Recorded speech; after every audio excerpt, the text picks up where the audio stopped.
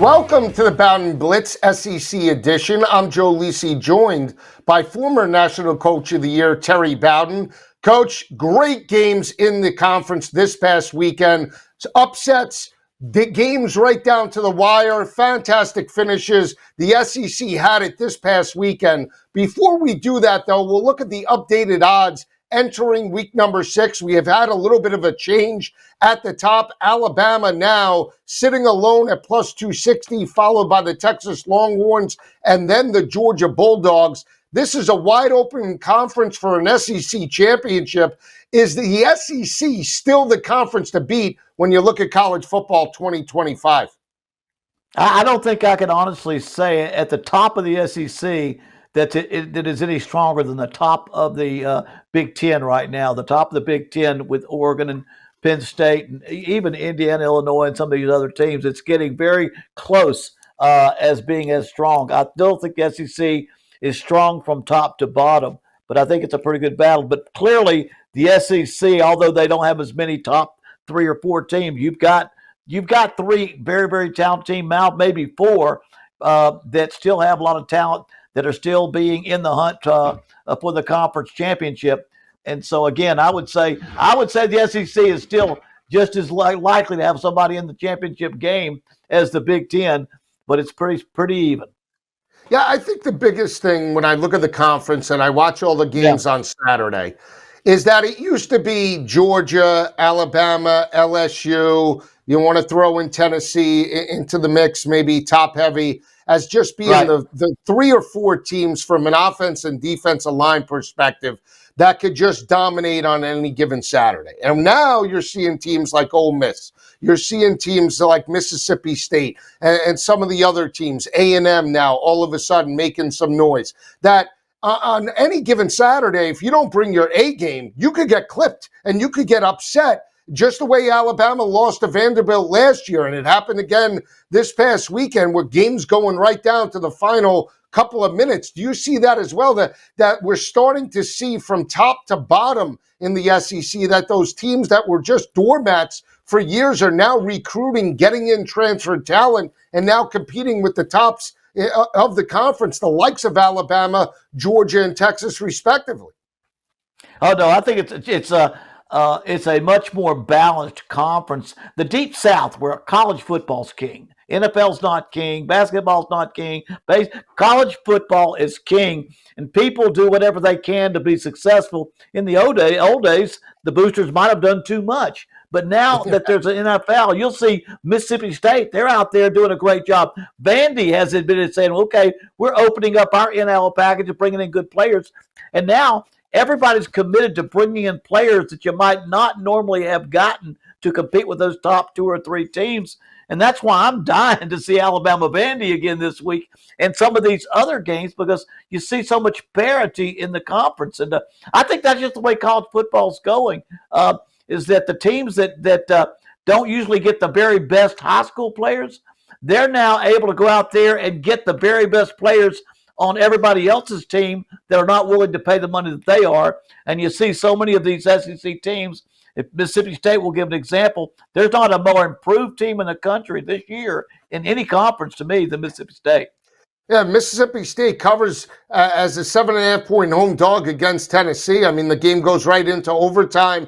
They lose it by 7 points. Bad clock management by both teams in the final quarter. They could have pulled it out and potentially won it. But to your point, you're right. I think the team that benefited the most this weekend didn't even play with, and that was the Texas Longhorns that had a bye. I mean, you see Georgia get upset. You see LSU get knocked off, even though, they were on the road. I mean, that is, I think the measuring stick for some of these teams is that you can't count any of these games as a W anymore. You have to play consistent offensively and defensively. And again, if you're turnover prone, your quarterback doesn't step up, you're going to get knocked off and potentially knocked out of an SEC championship type of game, or more importantly, a college football playoff appearance. And that's where we saw potentially Georgia and LSU slip up this past weekend. Give me your thoughts just about the style and both of those games as a whole before we dive into them.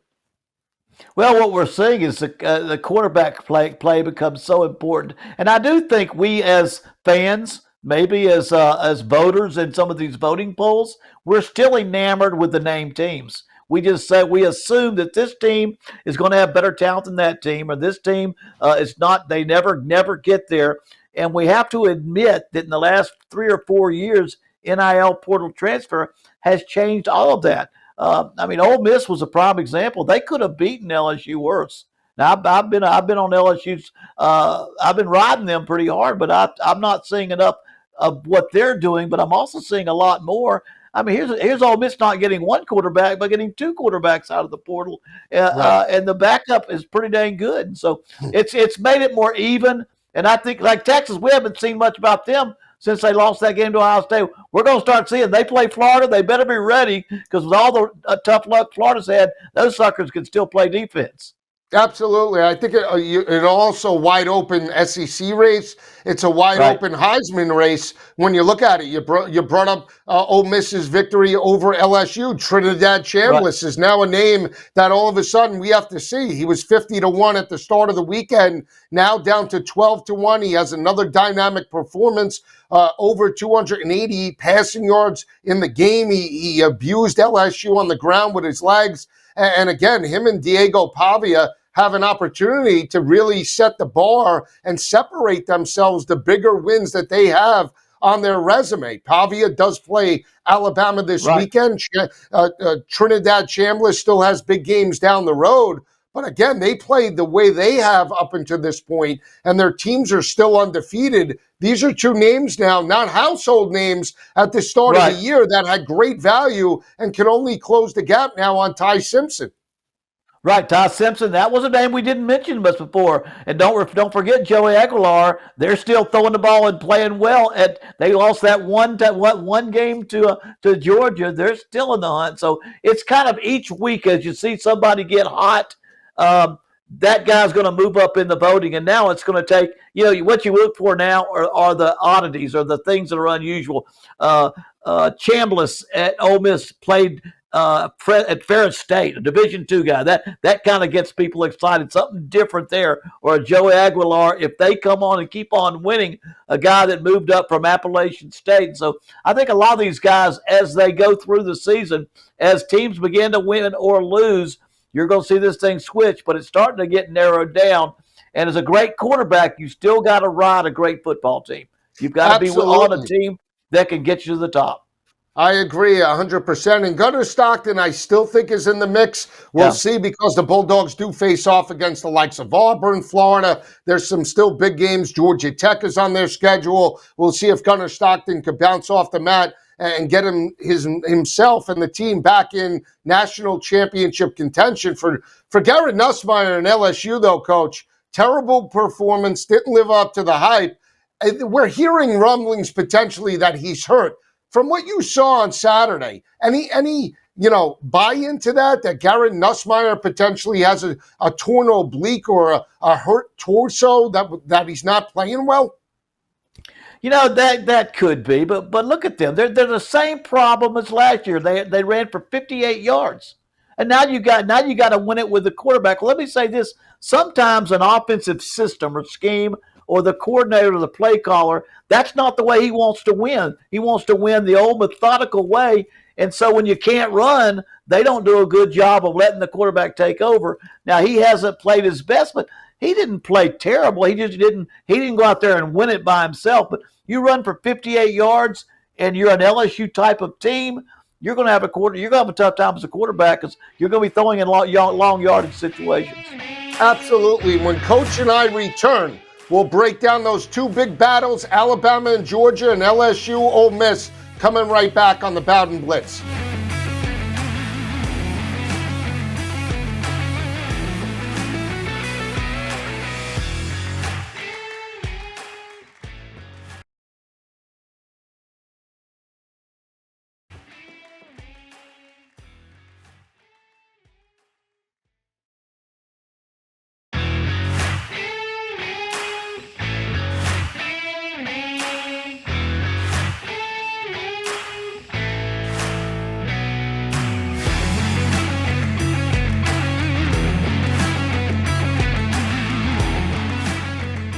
Back on the Bowden Blitz, Joe Lisi and Coach Bowden breaking down Week 5 in the SEC. No bigger game than the battle in Athens. Unbeaten Georgia was a 2.5-point home favorite over the Alabama Crimson Tide. Ty Simpson and the crew walked in there, Coach. They played their best game of the regular season and snapped Georgia's 33-game home winning streak. They win the ball game outright, 24-21.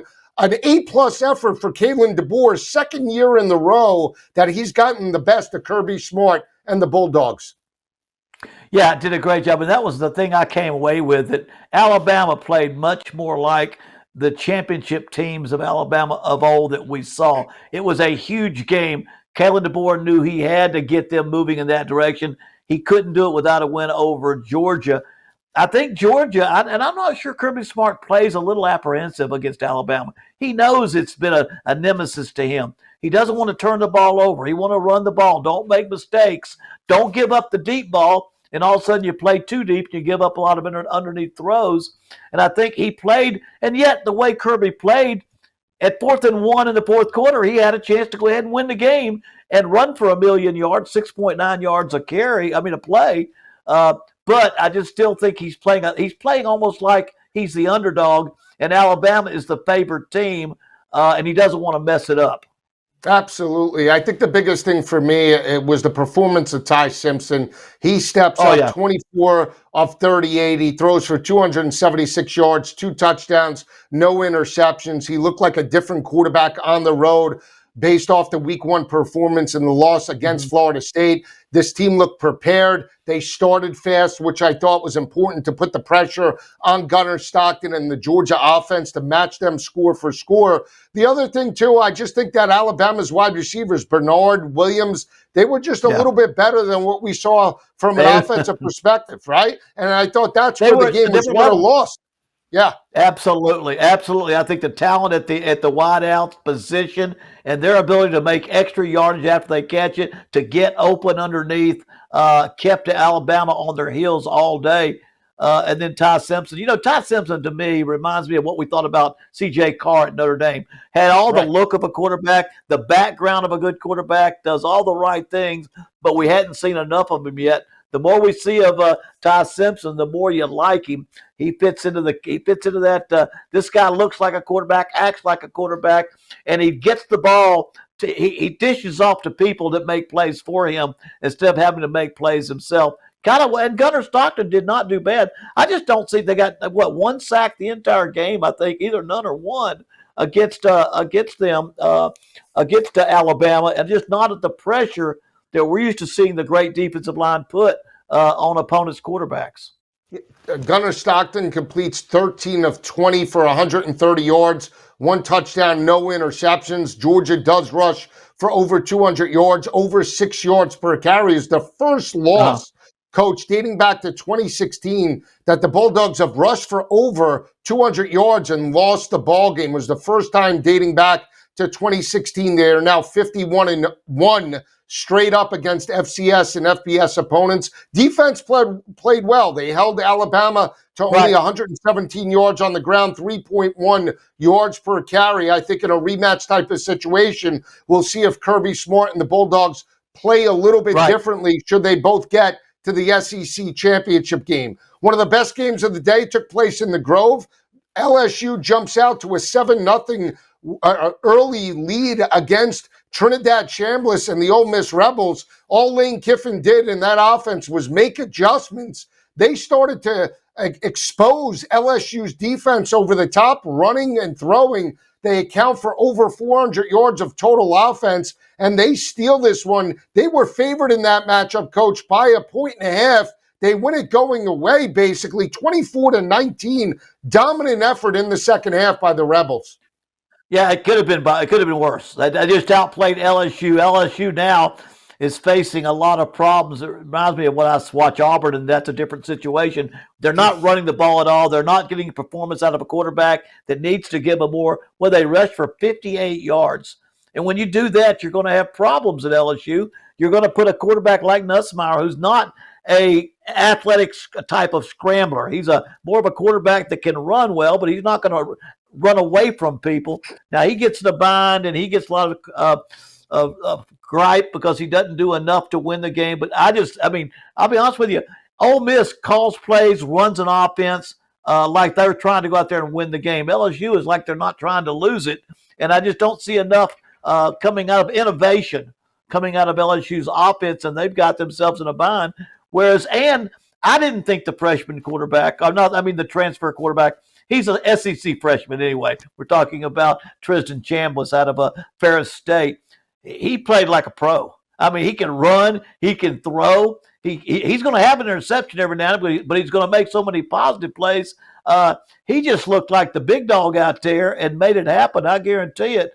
They're looking like that he can take them to an SEC championship, and it's an amazing story with this quarterback for Ole Miss. Yeah, he averages 5.1 yards per rush, 71 yards on the ground. A couple of things that stood out for me. Now, LSU did have an injury to their starting wide receiver, Aaron Anderson. He goes out in the second quarter of that matchup. That was a critical injury that they could not recover from. You mentioned the rushing attack. Penalties killed the Tigers, 45 total yards of penalties on one drive to allow Ole Miss to score, really changed the momentum. They had a second down and 20, basically, Ole Miss inside their 5-yard line, and they couldn't get out of there and force a punt, and that was a critical reason why Ole Miss was able to pull it out. The other factor, and we'll go back to last year, mobile quarterbacks seemed to abuse the LSU defense with Blake Baker, Marcel Reed, Jalen Milroe. Mobile guys can get on the perimeter, and Chambliss did that especially in the second half, sustaining drives. That's something, if we're looking, LSU has to face off against Marcel Reed and Texas A&M right now. If they're going to get back into the playoff hunt and the SEC championship hunt, they need to adjust defensively right now. Yeah, I mean, nowadays, this is nothing new. We're not preaching something that nobody else has figured out. You got to stop a dual threat quarterback. That's why everybody wants one. And then if you have one, you got to have a plan to stop them. If you don't, the same thing's going to happen to you that happened to LSU. Yeah, when we come back, we'll look at the 2 or 3 biggest games in Week 6 right here on the Bowden Blitz. Joe Lisi and Coach Bowden coming right back.